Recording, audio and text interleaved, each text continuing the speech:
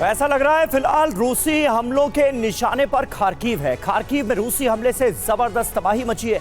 तबाही के बाद नजर आया खौफनाक मंजर, बारूदी हमलों से लोगों के घर जल गए हैं। वो तस्वीरें हमने आपको दिखाई और हमारे साथ तमाम खास मेहमान इस वक्त मौजूद हैं, उनसे आपका तारुफ भी करा दें। Lieutenant general VK. Chaturvedi ji हमारे साथ मौजूद हैं, कमांडर अतुल भारद्वाज हमारे साथ मौजूद हैं और प्रोफेसर संजय भारद्वाज विदेश मामलों के जानकार हैं, वो भी हमारे साथ मौजूद हैं और मनीष झा हमारे सहयोगी भी हमें ज्वाइन कर चुके हैं। मनीष, पहला सवाल आपसे, ये जो बड़े हमले खार्किव के अंदर रूस की तरफ से इस वक्त अंजाम दिए जा रहे हैं, इसको लेकर किस तरह की प्लानिंग है, क्या जानकारियां सामने आई हैं और क्या यूक्रेन के दो बड़े हमलों को अंजाम देने के बाद, पहले एयरबेसेस को निशाना बनाना और उसके बाद क्रीमिया के ब्रिज को, ये ऑपरेशन बदला शुरू हो गया है रूस का? देखिए, एक तरफ जहां यूक्रेन ड्रोन के जरिए इस तरह के हमले कर रहा था, लेकिन रूस अपनी स्ट्रेटजी में धीरे धीरे आगे बढ़ रहा था और उस स्ट्रेटजी के तहत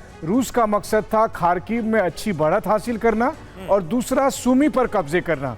कहा जा रहा है कि सुमी के सिटी सेंटर से अब रूसी सेना महज 12 से 14 किलोमीटर की दूरी पर है। अच्छा। और हर बार अगर आप देखें पिछले 3 साल में जब जब रूसी सेना किसी यूक्रेन के बड़े शहर को कब्जा करने की स्थिति में होती है, उस वक्त यूक्रेन अटेंशन डाइवर्ट करने के लिए, जैसा रूस की तरफ से कहा जाता है, कुछ इस तरह की घटना करता है। मतलब क्रीमिया पुल पर अटैक करने की बात हो या फिर एयरबेस पर अटैक करने की बात हो, क्योंकि उसमें उससे मिलिट्री वाइज कुछ हासिल नहीं होता है, लेकिन दुनिया भर में वो हेडलाइन बनती है।